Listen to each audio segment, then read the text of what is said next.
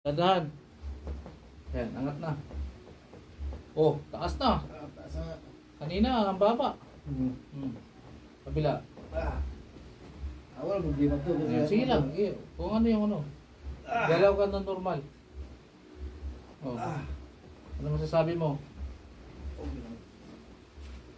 So, pwede siya, ano, do this.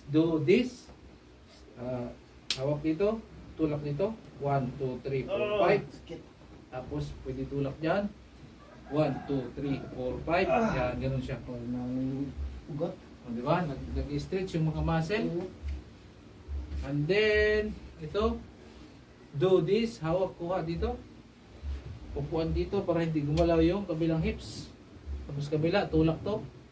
Tapos 3 seconds. Hinga malalim. Exhale.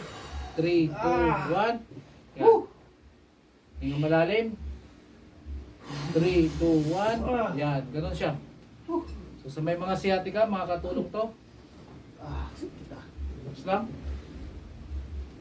3, 2, 1.